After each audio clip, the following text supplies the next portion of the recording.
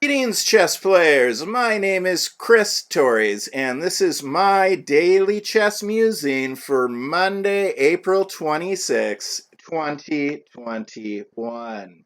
13 was the lucky number for Ian Nepomniachtchi, who managed to clinch victory by drawing his round 13 game with Maxime Vachier-Lagrave. The tournament leader offered third place MVL a draw after noticing that second place Anish Giri was lost against Alexander Grischuk. So after more than a year since the FIDE Candidates began, we now know Magnus Carlsen's challenger, and his name is Ian Nepomniachtchi.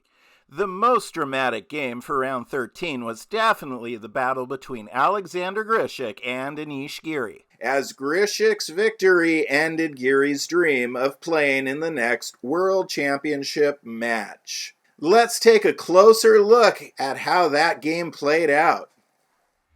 Alexander Grischuk plays 1d4, and Anish Giri plays knight f6, 2c4, then e6, knight f3, and then b6. The queen's Indian defense is a solid choice against white's queen-pawn opening. As in the other Indian defenses, black's early strategy involves controlling the center with influential pieces rather than the direct occupation of pawns.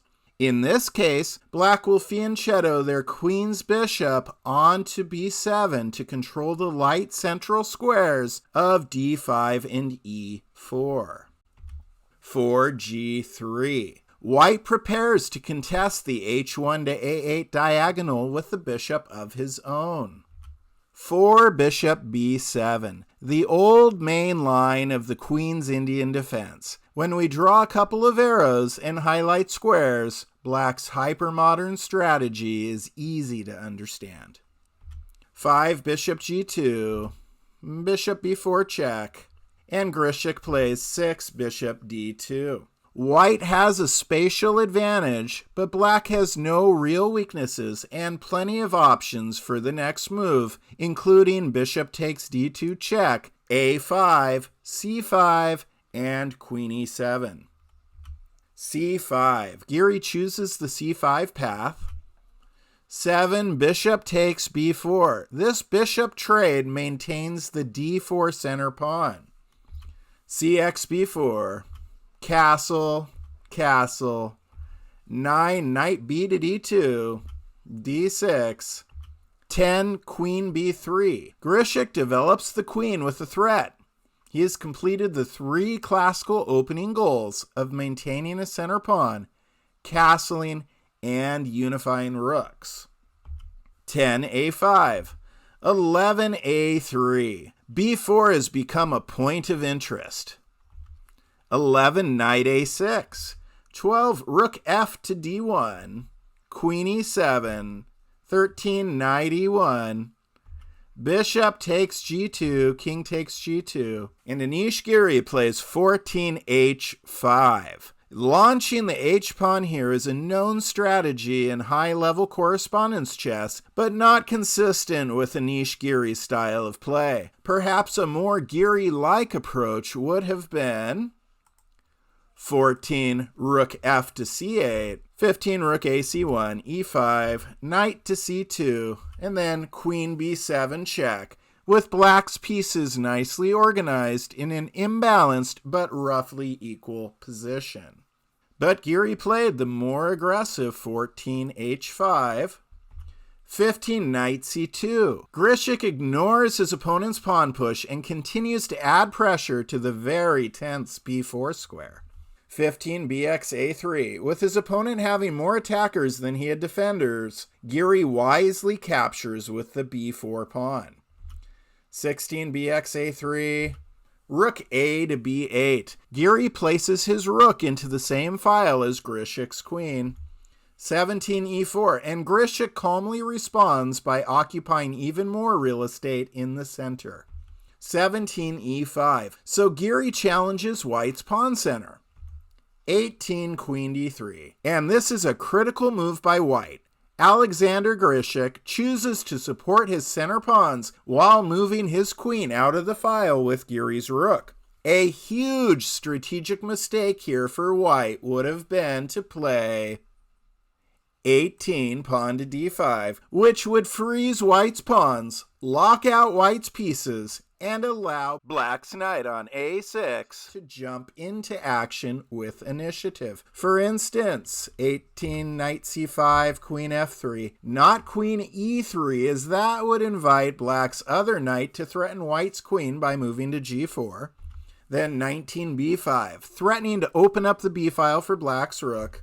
20 knight e3, bx c4, knight dx c4, queen c7, rook a to c1, rook b3, nice pin, queen f5, knight f takes e4, 24 queen h5. Letting the h-pawn fall is definitely worth gaining a rook battery in the open b file. So clearly Giri would have been ecstatic had his opponent played 18 d5 instead of queen d3, which is why Grischuk did not comply. So back to the actual game, Grischuk played 18 queen d3, and then Giri played 18 knight c7, 19 rook a to b1, knight e6, 20 rook b5. An interesting move. It may not look like the best place for a rook since knight c7 can threaten it. However, if Giri plays knight c7, Grischuk can return the rook to b1, and from there the position could be repeated for a draw. Knowing that Giri needs a win, this is a clever psychological ploy. 20 rook fe8, 21 h4, g6, 22 f3 to prevent black from playing knight g4 while supporting the e4 pawn. 22 knight d7. Giri decides against threatening the b5 rook and instead looks to find another path for his other knight to re-enter the action. 23 knight f1. Grischuk is doing the same thing. This backward-looking knight move is quite clever as it establishes a clear path for that knight to advance to d5. 23 ex d4, 24 knight takes d4, knight e5, and 25 queen e2. Black could really use a dark squared bishop to help him find some counterplay. Obviously, that's not happening. The weak pawns on d6 and b6 are terrible liabilities for Giri. Black's knight may look a little menacing, but they are easily blunted with a simple trade. And in fact, Giri trades 25 knight takes d4, 26 rook takes d4. Grischuk doesn't mind losing control of d4 as long as his knight can still have an outpost square on d5. 26 knight c6, 27 rook d1. Moving the rook back to d1 is fine for white as it allows for easy piece stacking in the d file. Giri plays 27 queen e6, 28 knight e3. Now the knight is just one move away from the powerful d5 outpost. Even where it is, the knight influences many key squares such as c4, d5, f5, and g4.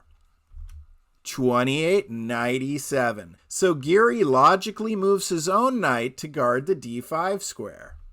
29 queen d2. And now white's position is so ideal that black lacks the ability to play meaningful moves. 29 f5. So Giri forces some action even though his opponent is better prepared for the battle. 30 queen takes d6. Knight c6, 31 ex f5, gx f5. Gx f5 is bad, but so is trading queens when your opponent's pieces are so much better than yours. But the worst option is taking the knight, which leads to checkmate. For example, had Giri played 31 queen takes e3, then 32 queen takes g6, check, king f8, f6, moving the pawn forward to create a checkmating threat. Queen e2 check, as white cannot checkmate black if black is checking white. King h3, queen e6 check, g4, hx g4 check, and then king g3. And now there are no more useful checks at black's disposal. So 36, rook b7 maybe to guard against the checkmate on g7. And then queen h6 check. It's white's turn. King g8. 38, rook g5 check. White can respond to either of black's options with queen g7 checkmate. Interesting stuff.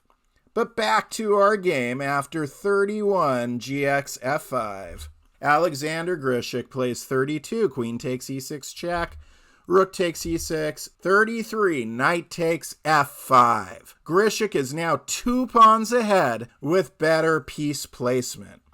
33, knight e5, 34, rook d6, 34, black, rook e to e8. Giri, realizing what is at stake, plays on with objectively hopeless shuffling of the black pieces. Nepo, seeing that Grischuk could easily win, agreed to a draw in his own game to secure his victory in the 2020-2021 FIDE Candidates tournament. Grischuk played 35, rook d4, not giving Giri any chances to get back into this thing. Then knight c6, rook d2, rook b to d8. Clearly, in a normal situation, Giri would have resigned, but again, resigning now effectively ends his dream of playing Magnus Carlsen in the next World Championship match. So play continued, rook takes d8, then rook d5, and rook takes d5, cx d5. White is still 2 pawns ahead, with just knights left on the board now. Knight e5, knight d6, king f8, king f2, king e7, knight b5, king f6, king e3, king f5, knight d6 check, king f6. Giri is hoping for a miracle. King e4, knight d7, king d4, king e7, knight b5, king f6, knight c3, king f5, knight to e4, king g6, g4, the pawn majority advancing, b5, and then 51, knight c5. And finally, Anish Giri accepts his fate and resigns. This must have been a heartbreaking defeat for Anish Giri, who up until this loss had played astonishingly well at the 2020-2021 FIDE Candidates tournament. As always, I recommend visiting the official FIDE website for the 2020-2021 FIDE Candidates chess tournament for more information and live broadcast links of this year's event. However, if your schedule does not allow you to stay up all night watching the event live, I humbly advocate coming to this YouTube channel to see recaps of the day's excitement in my daily chess musings. Also, be sure to check out the Daily Chess Musings Facebook page. Follow me on Twitter at Tori's Chess. Join our Daily Chess Musings Chess Club on chess.com. And peruse through all of our free chess lessons at dailychessmusings.com. And with that, I bid you adieu until tomorrow. My name is Chris Torres, and this has been my Daily Chess Musing. Please remember to subscribe and hit that like button.